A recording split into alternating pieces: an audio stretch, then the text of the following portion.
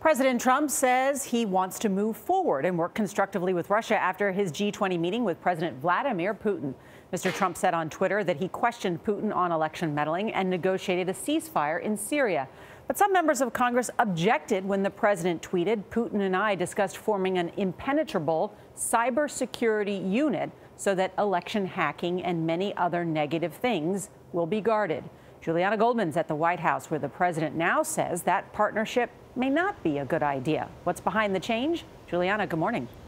Good morning. Well, President Trump says he wants to focus on areas where the U.S. and Russia can work together, like on Syria and cybersecurity. But now he's under fire from both Republicans and Democrats for appearing to take sides with Russia over his own intelligence agencies.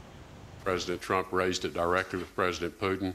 Secretary of State Rex Tillerson on Sunday pushed back against critics, trying to ease concerns that President Trump didn't challenge the Russian president on their meddling in the 2016 elections. The point was made that this is an issue that really has the American people quite concerned. Президент Трамп сказал, что он слышал. With the Russian government saying Mr. Trump accepted Putin's denial, over the weekend, White House surrogates tried to play cleanup. President Trump still knows that they meddled. President Putin knows that they meddled, but he is never going to admit to it. The president defended himself on Twitter, explaining that Putin vehemently denied that his country interfered in the election and that he has already given his opinion.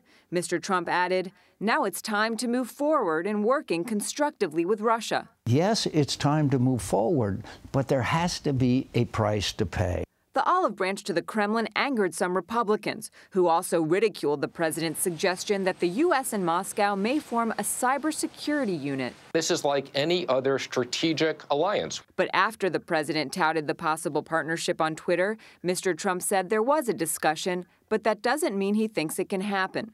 Senator Marco Rubio tweeted that partnering with Putin on a cybersecurity unit is akin to partnering with Assad on a chemical weapons unit. To forgive and forget when it comes to Putin regarding cyber attacks is to empower Putin.